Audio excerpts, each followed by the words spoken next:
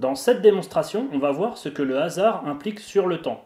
Alors quand je parle de hasard, je parle ici du hasard le plus absolu, celui qui ne serait dû à aucune cause.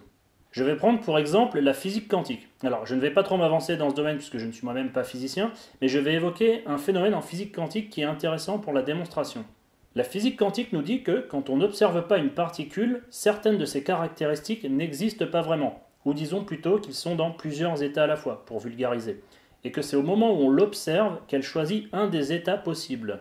Il semble qu'elle choisit le résultat de manière purement hasardeuse, sans qu'on puisse prévoir le résultat, sans qu'il y ait rien dans les lois physiques ni dans les conditions initiales qui puisse nous dire dans quel état va se retrouver la particule.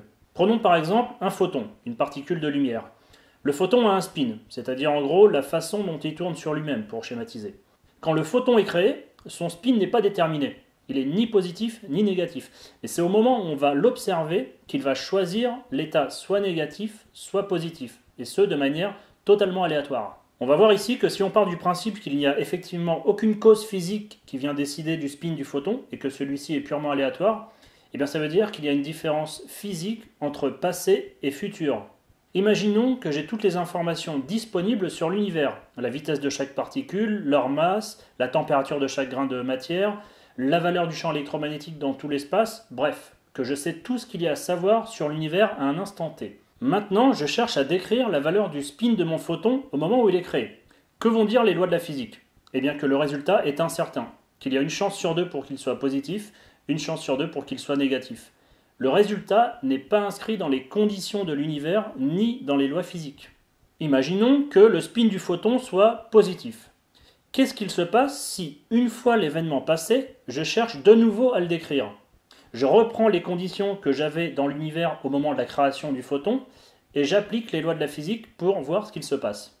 Les lois de la physique disent que c'est du hasard, qu'on ne peut pas connaître le résultat, juste une probabilité de résultat. Sauf que le résultat, on le connaît, c'est plus. Donc les lois de la physique ne disent pas la même chose du futur que du passé. Quand je décris le passé, il n'y a pas de hasard, puisque le résultat, on le connaît, et il sera toujours le même. Si c'est du hasard, c'est-à-dire que ça n'a pas de cause physique déterminée, que le résultat sort ex nihilo, ça veut dire que potentiellement, je devrais pouvoir trouver un résultat différent à chaque fois que je décris l'univers, puisque le résultat ne dépend ni des conditions, ni des lois. Dit autrement, si je décris deux univers identiques, avec exactement les mêmes conditions, à la particule près, je devrais pouvoir trouver deux résultats différents. Si je prends mon univers, que je le copie et que je le colle, et que je prends tous les objets physiques de ce deuxième univers et que je les décris, au moment où le photon est créé, je devrais pouvoir trouver un spin négatif. Pourtant, c'est les deux mêmes univers, décrits avec les mêmes lois. Ça veut dire que quand je décris plusieurs fois l'univers passé, je devrais pouvoir trouver des résultats différents. Puisque décrire deux fois le même univers, c'est comme décrire deux univers identiques. Donc si mon photon a été créé et que je me repenche sur cet événement pour le décrire, j'écris sur un tableau toutes les conditions de l'univers à ce moment-là. Donc un grand tableau. Non mais plus grand que ça. Non mais cherche pas, c'est genre t'as le tableau, tu fais un point, c'est l'univers.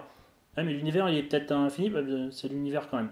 Ah, c'est qui va nettoyer le tableau? C'est une entreprise spécialisée dans le nettoyage de tableaux infinis. Donc sur ce tableau Mastoc, j'ai tout. La valeur de tous les champs, la position, la masse, la charge de chaque particule, enfin bref, tout ce que je peux noter. Je lance les lois de la physique pour voir ce qui se passe. J'ai un spin aléatoire. J'efface mon tableau, je remets les mêmes conditions, je relance les lois de la physique, et bien je peux trouver un autre spin pour le photon, puisque c'est du hasard pur. Ce qui n'est pas le cas avec la physique classique. Si je cherche à décrire la trajectoire d'un objet lancé dans les airs, à partir de sa vitesse initiale et de la force de gravité, je peux appliquer les mêmes lois et les mêmes conditions si l'événement est passé. J'aurai toujours le même résultat. Dans le cas du hasard pur, à chaque fois que je décris l'univers, je devrais avoir un résultat aléatoire.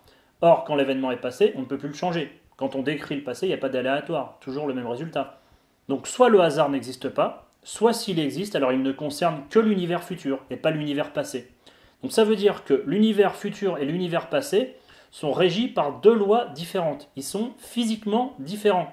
Et ça, c'est lourd de sens, parce que ça veut dire que le présent a une importance physique capitale. Ça veut dire aussi que le futur n'existe pas. Non pas qu'il n'existe pas encore, comme s'il existait mais qu'il n'était pas encore arrivé. Non. Si les événements arrivent de manière purement aléatoire, ça veut dire que le futur n'existe pas, que l'information qu'il compose n'est présente nulle part. En physique classique ou en relativité, le futur existe, il est déterminé. Et le présent n'a pas de signification physique particulière. Tout l'univers existe, et nous, on le parcourt en un point du temps donné qui suit la ligne du temps. Mais le futur est là, il existe. C'est juste qu'on n'y est pas encore. Dans le cas d'un postulat sur le hasard, le futur n'est nulle part. Il y a tout de même une hypothèse qui permet d'éliminer ce problème. Il y a une théorie qui dit que l'univers se scinde en deux dès qu'on fait une mesure. C'est-à-dire qu'au moment où on cherche à déterminer le spin du photon, il y a un univers où le spin est positif qui est créé et un univers où le spin est négatif.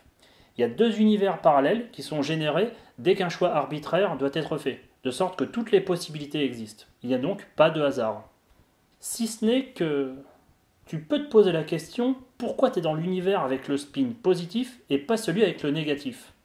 Oui, il y a un autre toi dans l'univers négatif qui se pose certainement la même question, mais toi là, pourquoi tu es dans l'univers positif et pas dans le négatif? Toi là, maintenant là, tu es dans le plus, t'es pas dans le moins. Bon, alors pourquoi est-ce que tu es toi et pas ton autre toi? Bon allez, je te laisse tranquille pour aujourd'hui, on abordera cette question une autre fois.